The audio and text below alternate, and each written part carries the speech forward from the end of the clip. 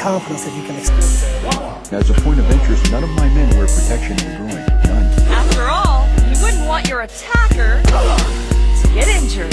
That hurt my foot.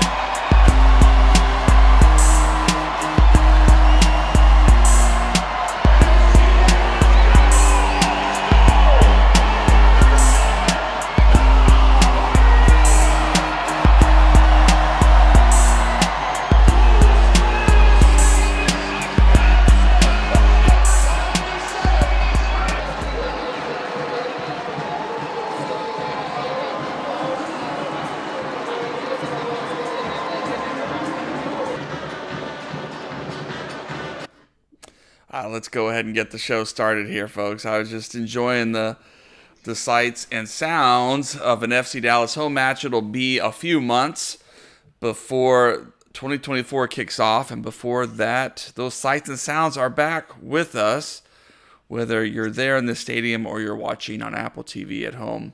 Welcome, everyone, to Afterburn Soccer Show, our final show of the year, our final podcast. Welcome as we break down just a flurry of FC Dallas news and kind of look back at the whole season. I'm Nathan Hill. You can follow me at Nathan J. Hill. You can follow Ishmael there in the middle. Welcome him back at Belcora Ishma on X, I guess now. And our buddy Jose Carmona at El Chico Carmona. What's up, everybody? Thanks for joining us tonight. Where's my other dad? All right. Yeah, there he is. So, we have some stuff. So, let's just talk about overall kind of where we're going to start. We'll start by looking back at the season as a whole. And I'd just love to hear both of you. We've had some distance now to think about this season and the complexity of it and how you would grade FC Dallas overall. But then today there was a press conference featuring FC Dallas head coach Nico Estevez and general manager Andre Zanotta, and have a couple of clips that we can get into a little bit later. They made roster decisions, no major surprises there, but we'll get into that. And then more importantly today, a big time signing that we'll talk about this kid, Enes Sali, and kind of what his promise is for this team. So. Let's just start off by looking back at this season. Ishmael, will begin with you. As you know, how do you think FC Dallas did? It was a weird year. It was a hard year. Injuries definitely played a huge impact on this team. As you look back, are you satisfied with FC Dallas's performance, considering, or you think FC Dallas didn't achieve their full potential? I think both things can be true. It was kind of a meh season. We had 7 points less this year than we did last year. That's not really what you want the sophomore year of your new head coach. But that's not what you want when you invest more money and bring in more players into a roster that did very well last year. And it wasn't like last year we overperformed. We performed at a level that I think everyone expected us to with the players that we had. Players that we brought in, like Legit and Ariola, performed at a high level. This year, we had a substantial amount of injuries. We had players like Ariola and Legit underperform. And because of that, we did worse this year than we did in 2022. It's like based off of what happened with injuries and how extensive they were. I guess you can say that's fine, and you can look back at it and accept it. But honestly, it is still disappointing. It can be both things at the same time. With this being, I think it's an interesting turning point right now for Nico, because this is kind of in the same spot that Lucci was. where Lucci did pretty good his first year, all things considered. And then the second year did a little bit worse. And then the third year did a lot worse. And so it's an interesting pattern to notice. And hopefully it doesn't continue as it did with Lucci. Yeah. Jose, your thoughts? Well, I have to disagree with Ismail. On one hand, he's right that this is a disappointing season. I'm not going to argue that. But as far as last year finishing fourth, even with all the additions, nobody thought we'd finish that high. So I think we overperformed last year. And because of that, it set us up for higher expectations this year, which weren't met. Now, yes, the injuries can be blamed for part of that issue, but it's on Nico's shoulders. In all honesty, he convinced the owners and Zanotta that he could do with a shorter roster, with a smaller roster, and because of that, this team really wasn't very deep. So when the injuries hit, they didn't really have the personnel that could help them out, and that's something that Nico has to learn going forward. That because of the Leagues Cup and all the added games and whatnot, a short roster simply isn't going to work. He's going to have to go out there and field a much deeper roster. And I'm not saying that that's possible. We don't know. Our hands seem to be a little bit tied. But if he continues to preach a short roster, then we're going to be right back here next year. And I mean, like, based off of that, like, even if I disagree with you with the concept that we overperformed in 2022, whether we overperformed or performed as expected, I think that becomes the expectation. That's the baseline, right? And I mean, Legit played well last year. Areola played well last year, but they weren't lighting up the lead. Jesus maybe was something that couldn't be replicated because that's like he was the top scorer in any season of FC Dallas history. Maybe that was something we couldn't expect as a continuance to this year, but I think that these other players, they have salaries that should match the performances that we saw last year. And so, yeah, I mean, it's not something we can't always expect that every player performs at a high level each game. But, I mean, a lot of them didn't in a lot of games this year. And it's just maybe disappointing is too negative a connotation, but it just feels too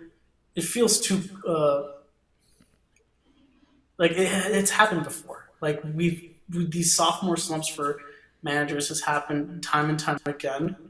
And I just, again, if it matches the Lucci trend, that's going to be a difficult 2024, and I hope it doesn't. I think Lucci lost the confidence of his team. I don't think Nico's there yet. But I will say my biggest disappointment for this season was the drop points at home. Just too many drop points at home, just simply unacceptable, regardless of the reason for it. They went out and performed well on the road. So to see them go out on the road and play well and then come home and not play well, that's just simply something we can't have. You know, Fortress Frisco had a lot of breaches this year. And that should be the biggest thing they need to work on, regardless of what they plan to do with the roster. They need to make Frisco a place where teams come to drop points. And that's what I need to see from Nico next year. That's good stuff. Well, let's go and jump into some of those comments. First of all, I asked Nico right at the beginning of the press conference, just sort of about, you know, looking back at the season, what were some areas of need that the team can improve on? And here's his answer. I'll start, Nathan, with your question. I think, as Andres said, is a lot of learning. This year, it was the first year that the schedule looked like different in MLS. I think all the teams have learned things. One of the things we've learned is the decisions that we made last year and how we strengthening the roster help us to achieve the playoff. And because, as you notice, all the teams struggle with injuries, and we were also one of them. And we felt like the roster was strong enough to help us to get into the playoff. And then the positions, I think, is something that Andre also will address. Is we look at the players that we have to make decisions on them, and then the areas that we have to improve. As we always said, we want to keep strengthening the roster, and it will depend on the needs in the positions that we have to do. One thing that we for sure know is we want to score more goals, and we want to be a more aggressive team on the offensive side. And it's something us as a staff, we also can help the team to be better on that side. So they want to definitely strengthen. Definitely want to strengthen the offensive side, which makes sense. I mean, I think in these press conferences, it's rare that you hear coaches will just say, "Oh, we want a new central defender. We're going to get this kind of player," rather that they're keeping their cards a little close to their chest and they don't want to upset players and things. But on the other hand, the defense was solid, and you have that core returning defense going into 2024, including one of the best keepers in the league. So maybe it makes sense. Hey, we want to make sure our attack is even stronger and we're scoring more goals than before.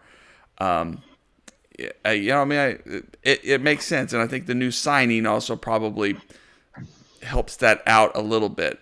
But just before we kind of shifting from that, were you all surprised by any of the roster decisions that FC Dallas made? I mean, the big two notable guys released: Jose Martinez, central defender, and Facundo Quinon, a defensive mid. Both had their contracts were not exercised, and so they are on their way out. A few guys are getting negotiated with. Hyder Obrian is included in that. Jimmy Moore as a backup for another season. So that's ongoing. I have a little clip, I think, about that coming up. But yeah, any surprises on the roster decisions from your perspective? I mean, I was kind of surprised that they brought back Siki based off of how far he fell. He's very good roster value because he's pretty good at a very low salary, but like they just did not use him. I think that letting go of Quignon and Martinez, and I anticipate that Obrian probably will probably not come back, is expected. I think that was what had to be done. There are special moments, especially with Quignon, because he scored a lot of. He scored like a couple of goals in those like big clutch moments, and he did a lot better this year than he did last year. But I mean, we are trying to build a roster that competes in playoffs. That's been the hump that we just haven't been able to get over. Just making one that competes in playoffs, that wins maybe not just one playoff game, but maybe two playoff games. We just haven't seen that in a while. And I think that getting that roster space, that cap space, is important. I mean, the biggest surprise was letting go of Colin Smith and keeping Herbert Endeley, in my opinion. But Agreed. But that's so minimal. I thought Colin Smith did pretty good at Birmingham, but it is what it is. Yeah, some interesting decisions, and Jose, before I get your response, let's hear him talk. Well, go ahead, Jose. I guess I realize this clip may be different. I agree. I mean, the biggest surprise for me was that they allowed Colin Smith. They didn't bring back Colin Smith, considering you're going to have Giovanni Jesus injured to begin the season, and you need someone behind Tuamasi. Now they're bringing back Endeley and letting go Smith, and that just kind of blows my mind. It must be a money thing, The Hunts like to save money. So Colin Smith, if you look at both their seasons, and Colin Smith was teared up in USL Championship, and Italy was hardly seeing minutes. And so you have to wonder why that decision was made. So Yeah. I'm surprised. They could have used him, but my guess is they said we can't keep them both. One of them's got to go, and they chose to go with Italy instead. My other surprise, although I really shouldn't be surprised, is Korka that they're negotiating with him. But I think that has more to do with the fact of just how thin the back line is. That you need a body there, and so if they can bring him back, for the year and then load him down to North Texas at some point. But I think that's more like an emergency. We need bodies there, and we don't have any. Yeah. But other than Also, that, that's the other one that I think is interesting. People are clamoring for them to complete the discussion is for them to bring back Jimmy Maurer. But I think we're at a turning point with Antonio Carrera where if he's not the backup, at the very least on this team, he's going to be gone. Because he's played so well with the youth national team, and he's played consistently with North Texas. And I think that that's kind of something that they've had to – if they want to have Carrera here for at least 2 years, he needs to be at least the backup to Paz. And I think that – well, I think it depends on what their plans are for Carrera. I mean, if they intend to loan Carrera to the USL Championship, then bringing Maurer back would make sense. But if they're not going to do that, if they're not going to loan him out to the USL Championship, then bringing Maurer back doesn't make any sense at all.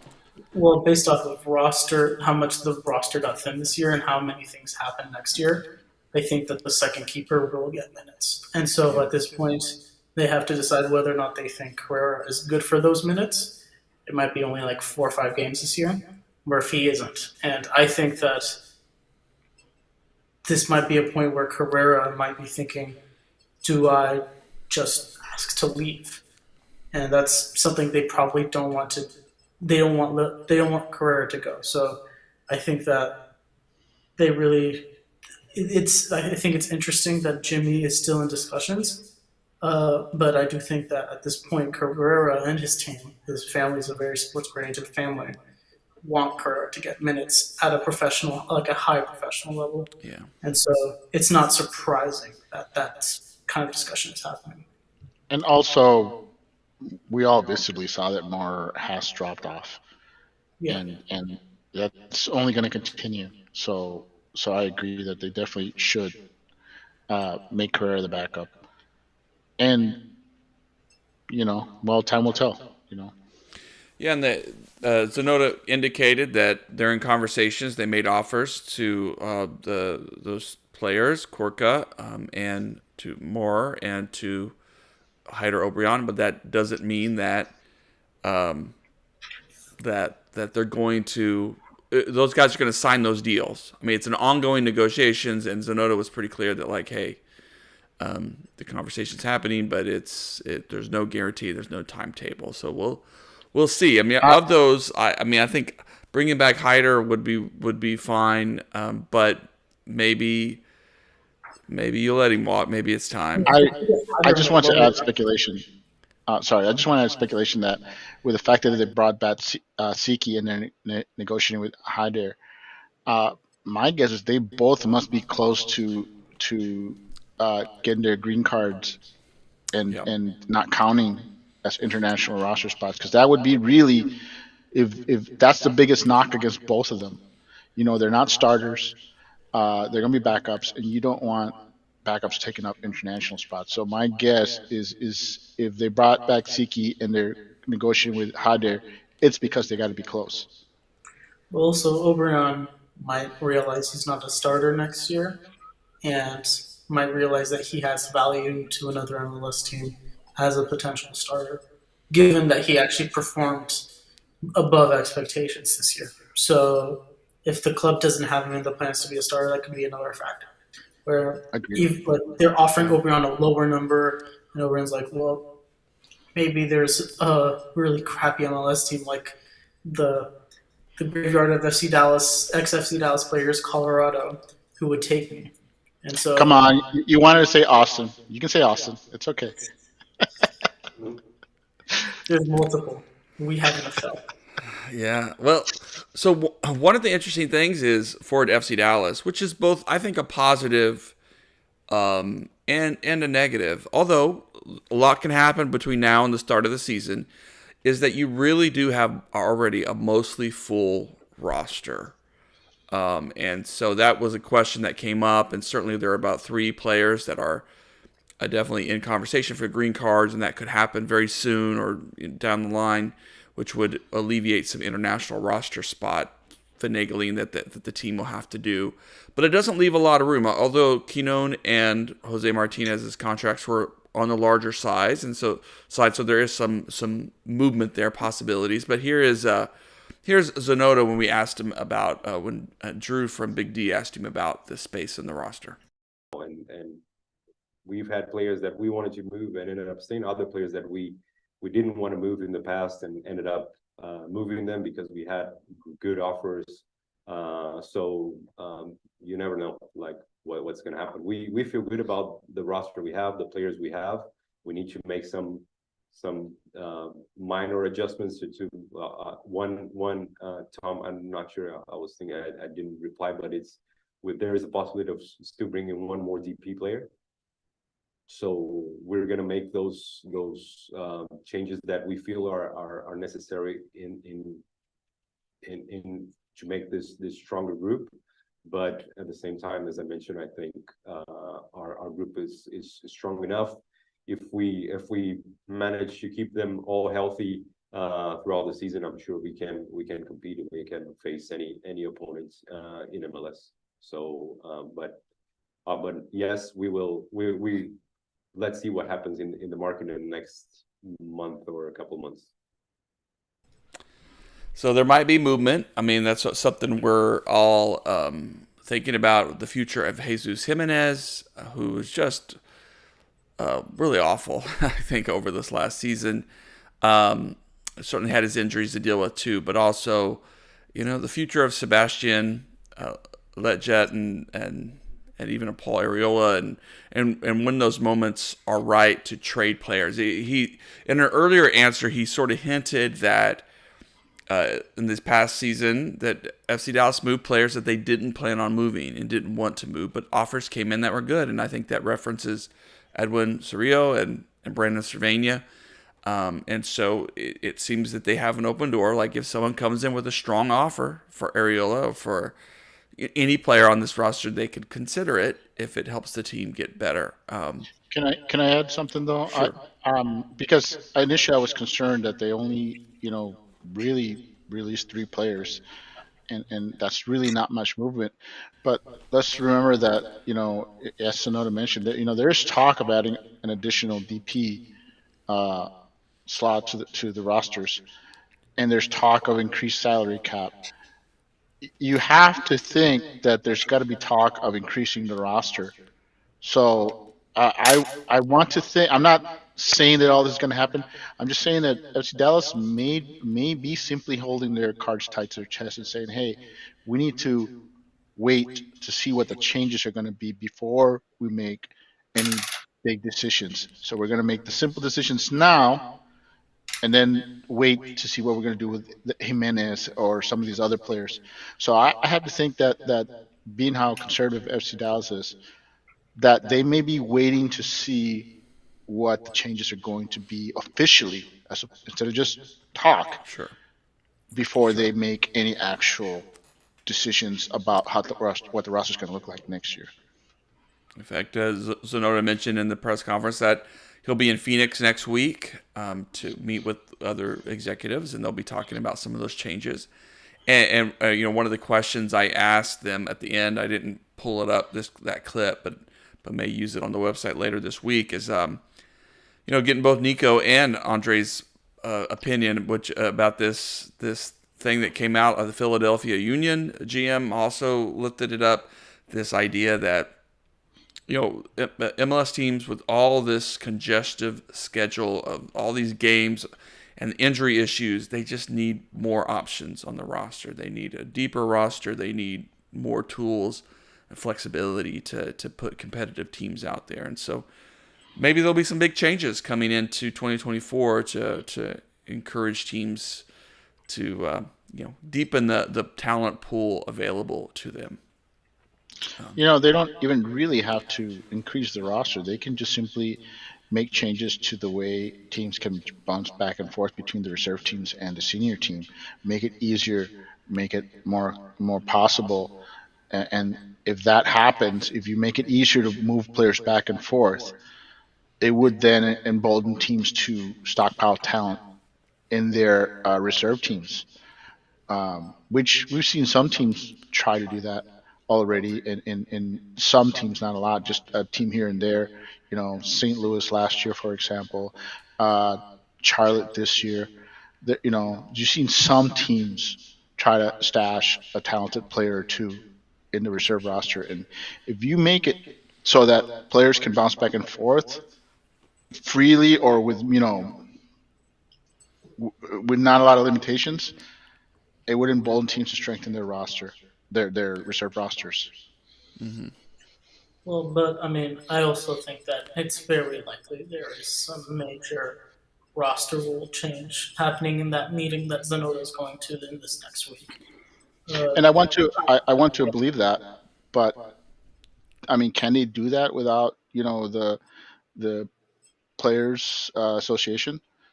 Without I mean, them.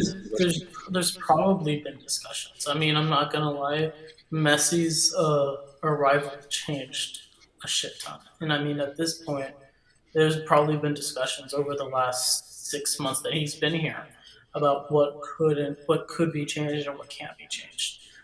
It's like everything in MLS that MLS HQ does. It's going to be decided very late. I mean, the trade window opens up next week, and the fact that this is still a rumor about possibly happening next year and it hasn't been decided is kind of wild. But I mean, that's par for the course. It's MLS. I think that there is maybe not the DP spot. I have a feeling DP spot might be added in 2025. But that's too drastic of a change, and like with this very little time frame. But I anticipate like maybe the cap goes up. Maybe there is a little bit looser rules when it comes to movement of MLS Next Pro and MLS. That would help MLS Next Pro grow, which is another goal of MLS. So that would kill two birds with one stone. I just think that there's going to be a drastic change or two that we find out by next week. And I think simplification of certain rules would also help, like the U22 initiative. How many you could have was tied to the number of and type of DPs that you had. They need to just eliminate that and just make it a flat. You can have, your 3 U22 initiatives regardless of what you have for DPs. Simple as that. Just simplifying rules like that, making it easier to make decisions with your roster would go a long way.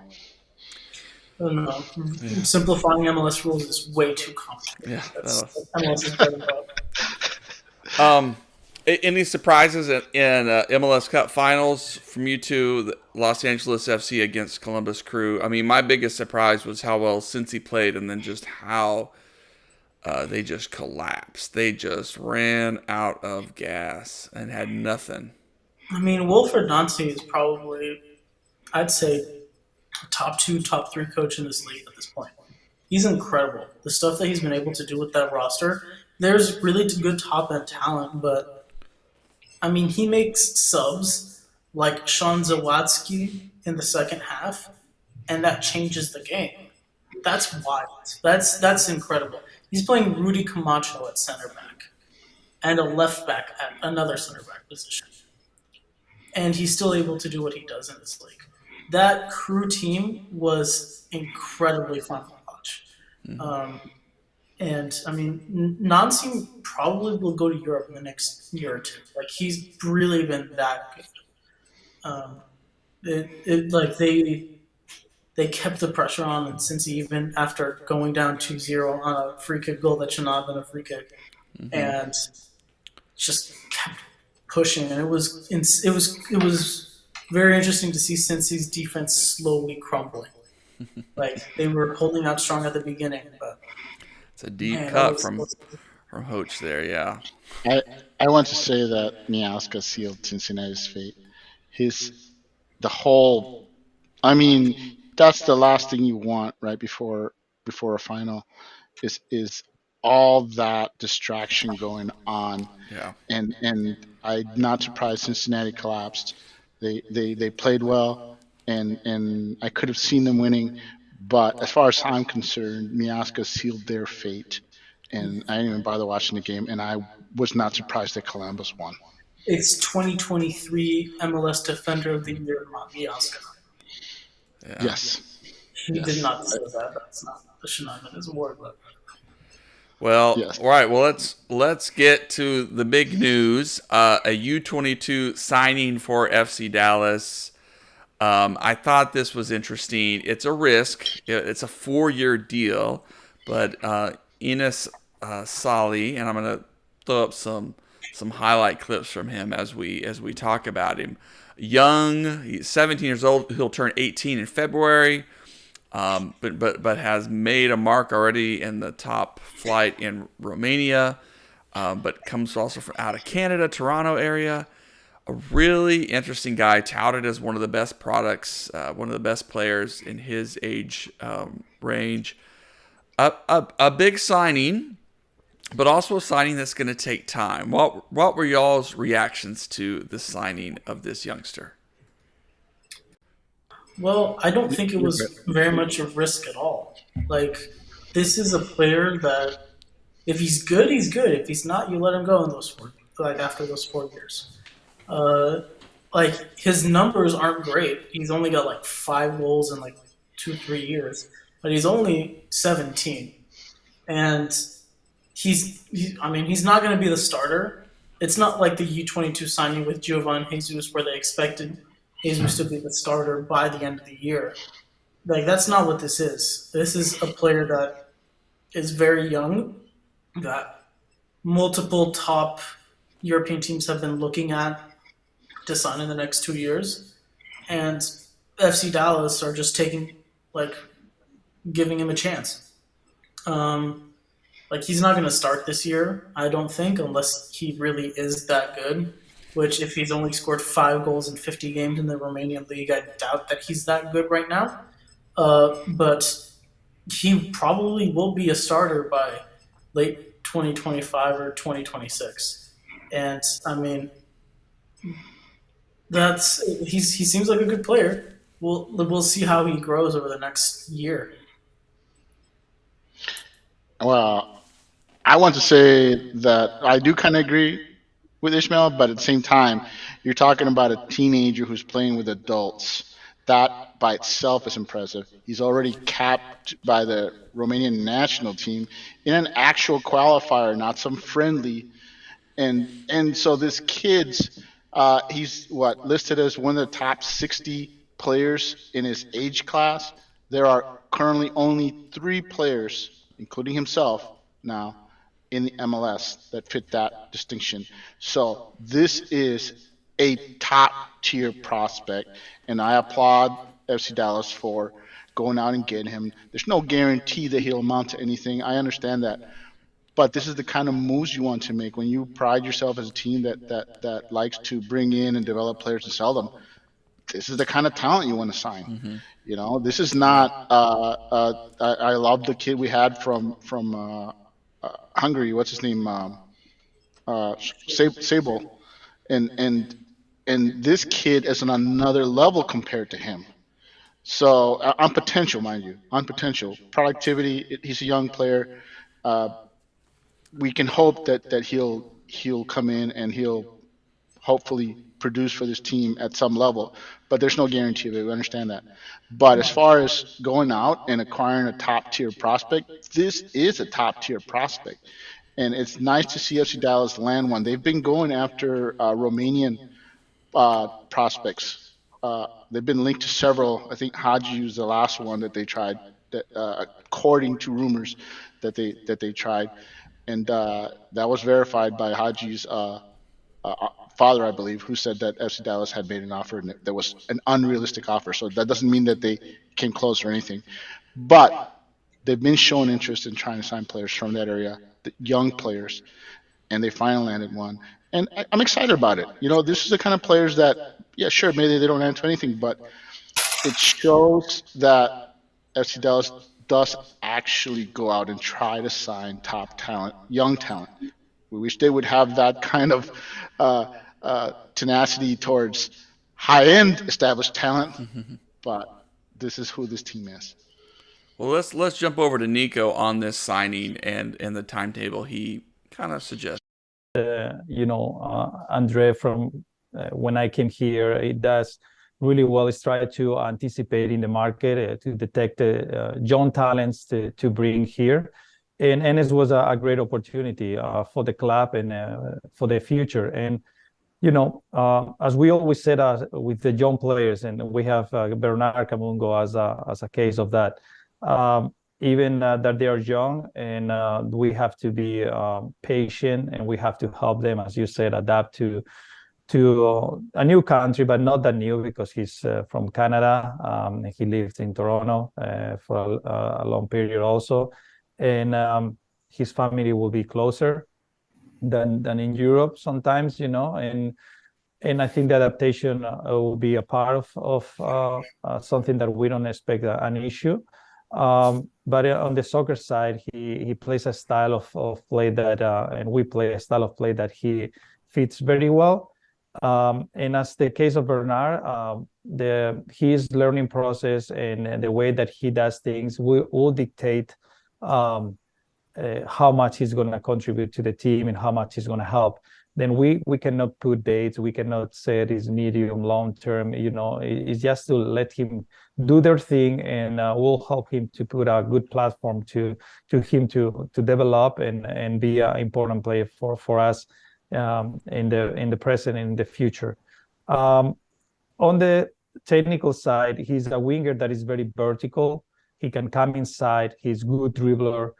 He can combine and has really good tools that are exciting for our team. He'll help us to make these quick attacks that we are well known in the league, and it will give us speed and threat to the opponent's backline.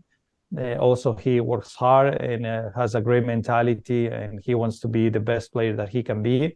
And he's young. He has a lot of ambitions and energy. So there you heard Nico talking about this signing, and I think he does fit. And this is the question in the chat here from Hoj. I think he does fit the needs of the club. I mean, if you look at some of the Twitter commentary about him, he does have some similar negatives that a guy like Fabian Castillo had when he came to Frisco. But just decision making in the final third. Running out of options, dribbling himself into an issue. So I think earlier on, is this a replacement for Hyder Obrian? But he is young and he has a lot of upside, and so I think there's room for this to grow. And his dribbling skills look really nice, and could be a nice asset across from Bernard Camungo for this team. And I mean, this is definitely, like I said before, this is an investment. The expectation is not that he's going to walk in first game and light the league on fire. I mean, the rumored transfer was, I think, $3 million. This is the club though saying that they expect him to return in value either or in the performance at some point in the next 4 years, or in the transfer out. That's how the Hunts think, that they think about the return in value, and so. He's very high prospect. It will still probably be Ariel on one side, Camus on the other side for the start of the year. Sure. Just based off of this kid being 17 and needing a little bit more time to develop. I actually think that he is Velasco's future replacement. He's been brought in. He plays in a similar style, similar position, and likes to cut in just like Velasco does. I think he's a guy that you bring in and say, okay, Velasco, he's going to be here another year, two tops. And in that time, you're already working on his replacement. You're already saying, hey, let's become a team that produces players on the wing. And I think this is what this is. This is a player that basically was brought in with an eye towards the long future and saying, hey, look at the contract, 4 years. So when I say he's Velasco's future replacement, I'm saying I mean that. I'm saying they're gonna, hey, let's have this kid develop behind Velasco. So when Velasco's gone, we already have the next player to step up for him available. Yeah. Well, yeah, and by the way, in the press conference, speaking of Velasco, there's no plans to put him on the season ending injury list, or they're gonna keep him. They believe he might get back better. They're staying in touch with him. And there was also this question asked, I think, from Buzz at Third Degree about concern about Alan's comments on a sports program down there in Argentina about kind of coming back to Independiente. Oh my gosh. Independiente. Yeah, my words are failing me tonight. But and while that was evidently, there was a little conversation with that club reached out to his agent, but it was never serious. It never went very far, and it was just he loves his hometown club, and he was wanting to help them out, But he said Zanotta said there was nothing to be concerned about there at all. It was kind of just a story. But yeah, so. But overall, things are looking a little more positive for Velasco, maybe to be ready to go a little earlier in the season than. But of course, everything might change. You never know if he has a setback, what the team may have to do at that point. So it'll be interesting to watch as we begin the season to see kind of where he is and in his coming back from that tough injury.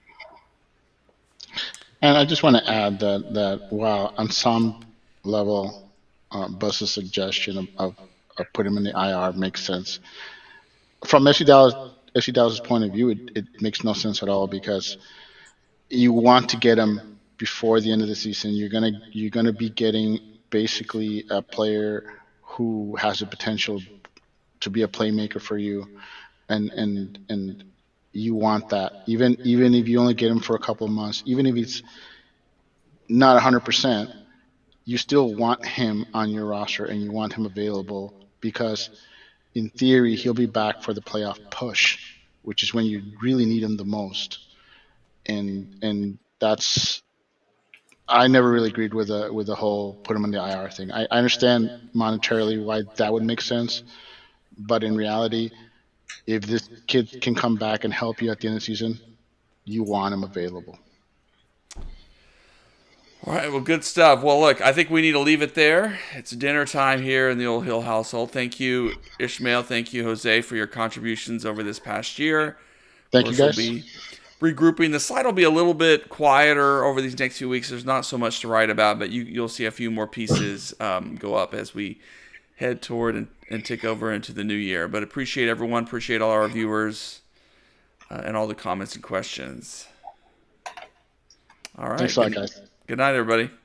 Night. Good night.